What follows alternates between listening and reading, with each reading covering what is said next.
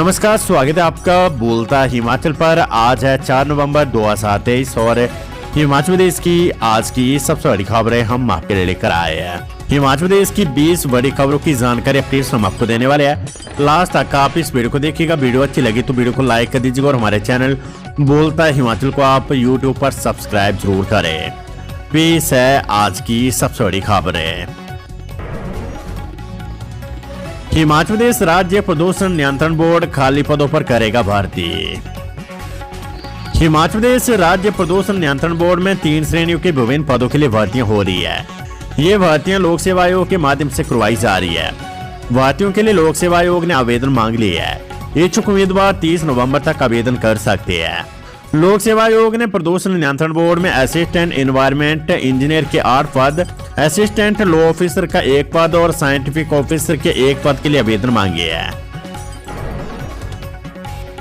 अब विस्तार में भी मिलेगा वजीफा। केंद्र सरकार के पत्र पर शिक्षा निदेशालय ने जारी किया आदेश।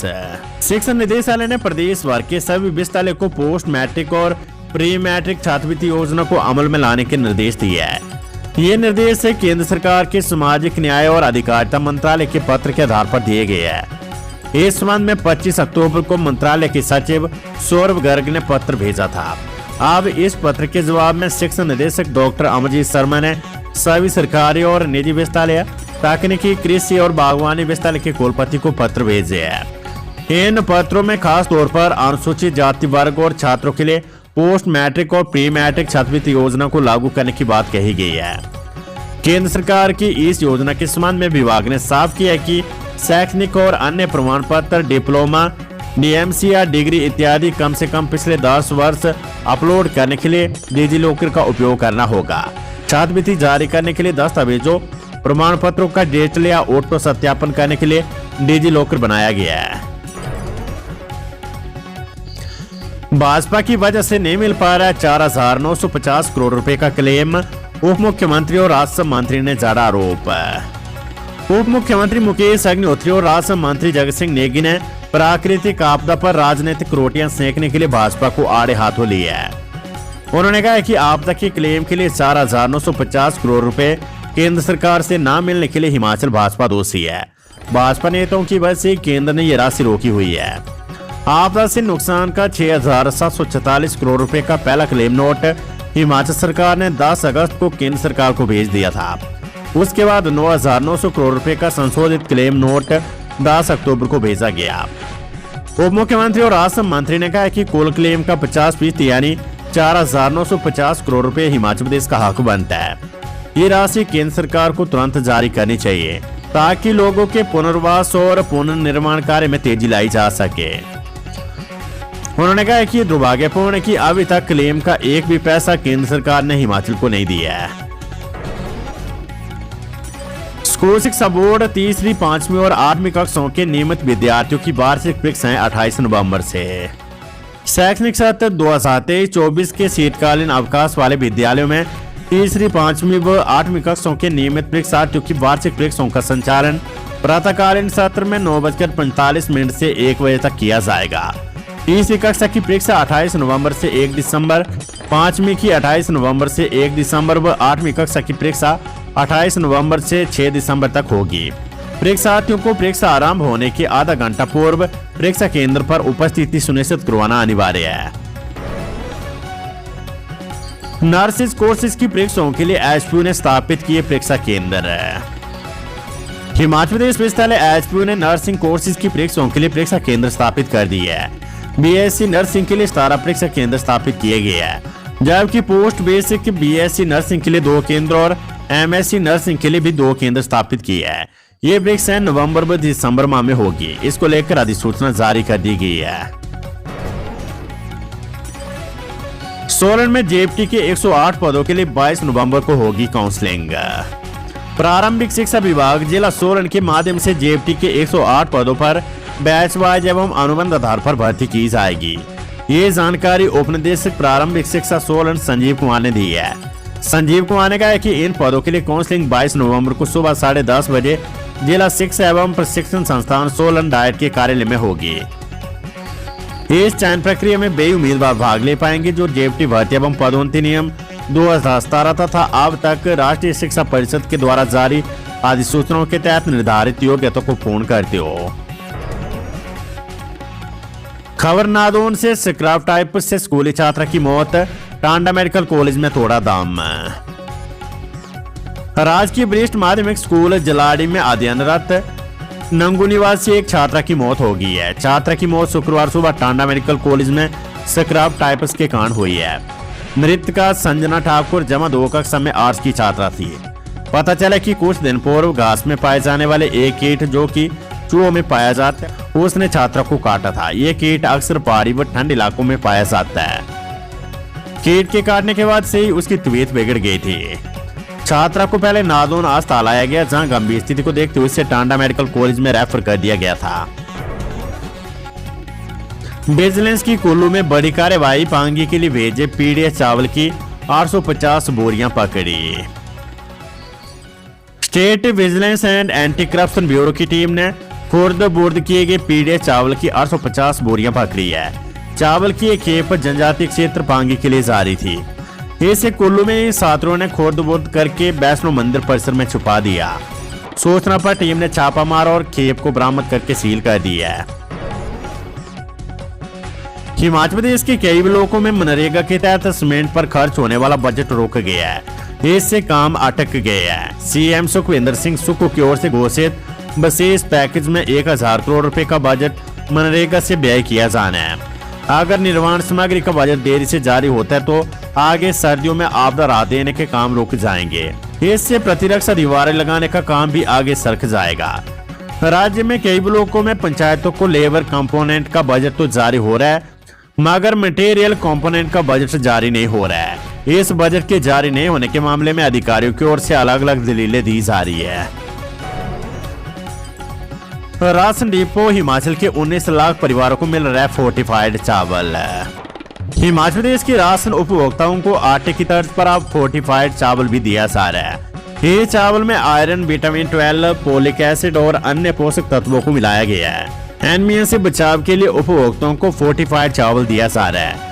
इससे गर्भवती महिलाओं और शिशुओं में रक्त की कमी से होने वाले विकारों से बचाव होता है। हिमाचल में 19.5 लाख राशन कार्ड धारक परिवार है, जिन्हें सब्सिडी पर डिपो में सस्ता राशन दिया जाता है। खाद्य नागरिक एवं उपभोक्ता मामले विभाग का कहना है कि केंद्र सरकार के निर्देश अनुसार फोर्टिफाइड चावल उपलब्ध करवाए जा रहे हैं। चावलों को फोर्टिफाई करने के लिए उनमें फोर्टिफाइड राइस कर्नल मिलाए जाते हैं। एम्स दिल्ली में दाखिल मुख्यमंत्री सुखविंदर सिंह सुक्खू की सेहत में सुधार हो रहा है। मुख्यमंत्री फोन पर अधिकारियों को दिशा निर्देश दे रहे हैं और जरूरी काम निपटाने को कह रहे हैं। व्हाट्सएप पर भी अधिकारियों को संदेश भेजे जा रहे हैं।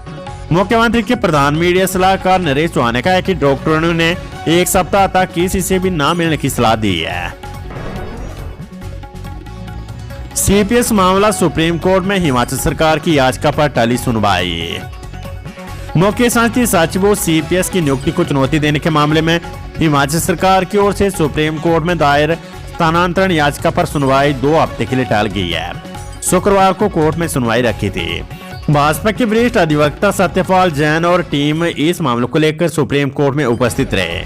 हिमाचल सरकार की ओर से वकील उपस्थित नहीं हो पाए। ऐसे में इसकी सुनवाई को आगे के लिए टाला गया है। सीपीएस की नियुक्ति को चुनौती देने के मामले में हिमाचल सरकार ने दायर याचिका के माध्यम से मामले को सुप्रीम कोर्ट स्थानांतरित करने की मांग उठाई है। हिमाचल सरकार ने 2024 का कैलेंडर जारी किया, कर्मचारियों की 5 छुट्टियां कम। हिमाचल सरकार ने वर्ष 2024 की छुट्टियों का कैलेंडर जारी कर दिया है। आगामी वर्ष 4 छुट्टियां रविवार के दिन पड़ रही है। सरकारी कार्यालयों, बोर्ड और निगमों में कार्यरत महिलाओं को 2 छुट्टियों का लाभ नहीं मिलेगा।